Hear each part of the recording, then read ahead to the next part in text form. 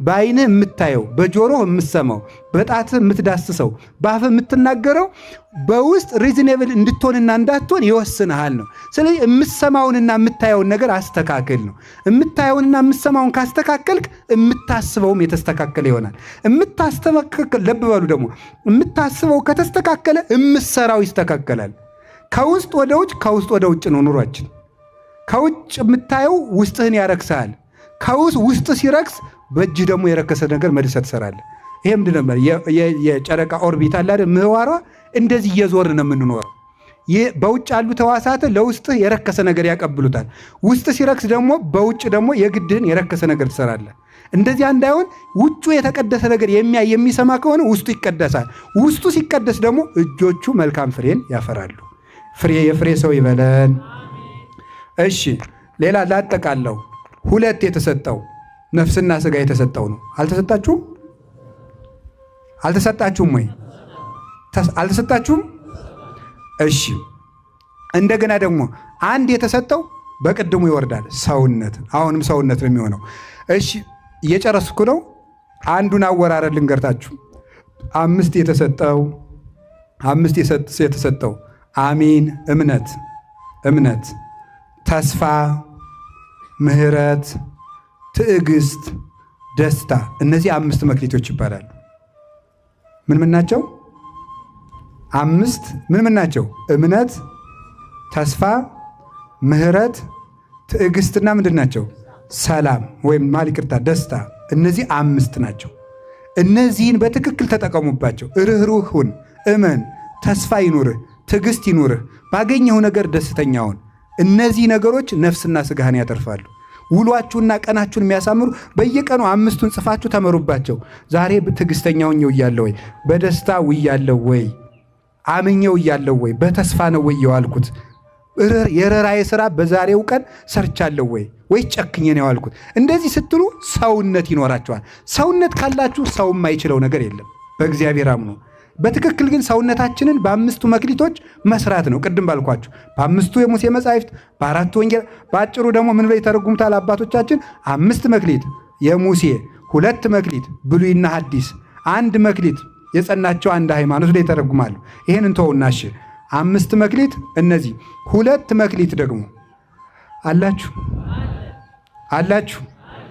እሺ ተስፋና እምነት ናቸው። 2 መክሊት ተስፋና እምነት ናቸው። ተስፋና እምነት ያለው ሰው ነው። 1 መክሊት ማለት እምነት ብቻ ያለው ሰው ማለት ነው። እምነት ብቻ ያለችው ሌሎቹ የሌሉት ያችኑ መቅበር ማለት ያችኑ በምድራዊ ፍላጎት የቀበረ ሰው ማለት ነው። ሌላ 5 መክሊት ጥምቀት 1፣ ተአምኖ ኃጣው 2። መጠመቅ ወይም ስትጠመቅ ክርስቲያን የሆንክበት። ተአምኖ ኃጣው ማለት ኃጢአትን ማመን ማለት ነው። ከዊነ ሰማዕትነት 3፣ ምንኩስና 4። ከቃሉ ጋር ናችሁ? ምንድን ነው ያልኳችሁ? ጥምቀት 1፣ እሺ። ተአምኖ ኃጣው 2፣ እሺ። ሰማዕትነት 3፣ እሺ። ምንኩስና 4፣ ባሕታዊነት 5። ከነዚህ በአንዱ መሰማራት ማለት ነው። 2 ያለው ደግሞ ወይም እነዚህን ሙሉውን የያዙ አሉ እና አቡነ ተክለ ሃይማኖት የተባሉት 5ቱም ያላቸው 2 ያላቸው ደግሞ እነማን ናቸው?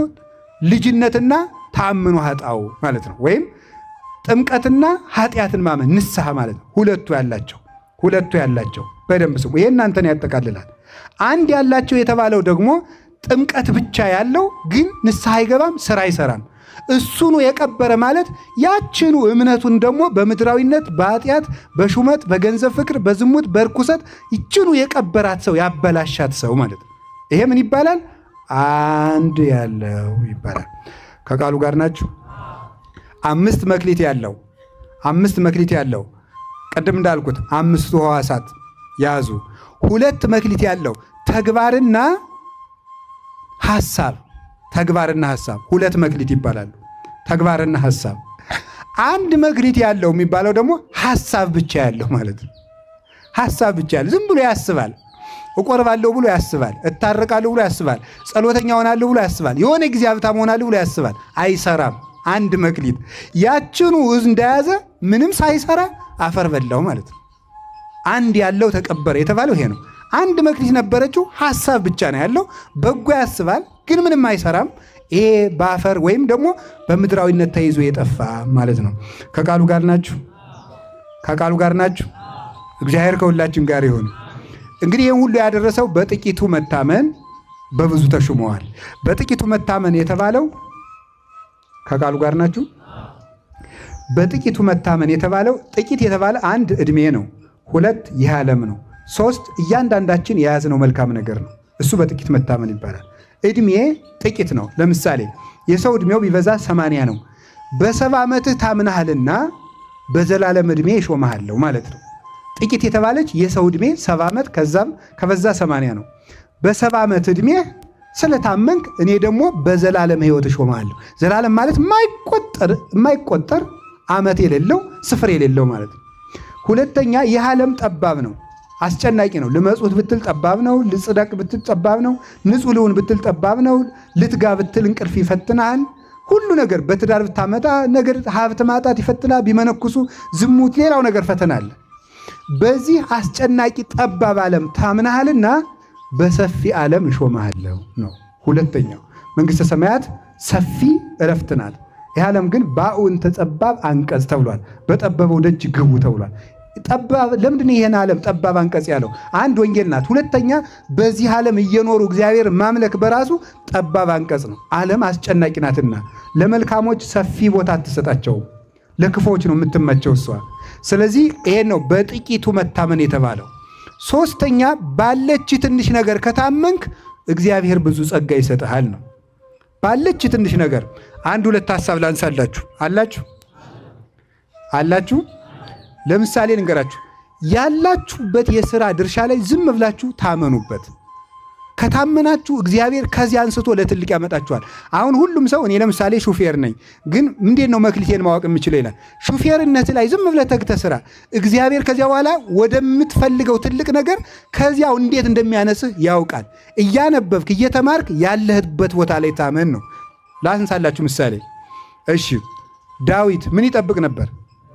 በሉ እንጂ በግ ሲመጣ ምን ያደርጋል? ተግቶ ነው የሚጠብቀው። አንበሳ ሲመጣ በቡጥ እያለ አንድ በግ ላለማስበላት አንበሳ ጋር ትግል የሚገጥም ሰው ነው። ኦሆ የአንድ በግ ነፍስ አሳዝኖት እንደዚህ ዱላ የሚገጥም ከሆነማ እስራኤልን ጠብቅ ብለውማ እንዴት አድርጎ ይጠብቃል? አድርግና ምን አለው እግዚአብሔር? የእስራኤል ንጉሥ አደረገው። በግ ጥበቃን ካከበርካት ለንጉሥነት ይሾምሃል እግዚአብሔር። ልብ በሉ። ሁለተኛ ሙሴ ምንድን ነበር? ምን ይጠብቅ ነበር? በሉ ንገር እንጂ። በግ በምድረ በዳ ኦሪት ዘጸአት ምዕራፍ 3 ላይ ተመልከቱ።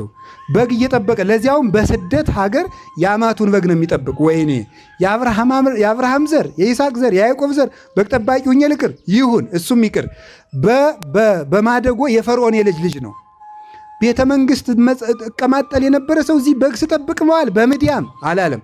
በጎቹን ተግቶ ሲጠብቅ እግዚአብሔር በነበልባል ተገለጠለት። ያለችህን ስራ ካከበርካት እግዚአብሔር ከዚህ በኋላ ምን አደረገው? አንተ ለምድያም ለዮቶር በጎች ከታመንክማ 600,000 እስራኤልን ብሰጥማ በእርግጥ ትጠብቃቸዋለህ ብሎ እግዚአብሔር አምኖ በ600,000 ሕዝብ ላይ ሾመው። እነዚያንም ታምኖ ዘወጣ።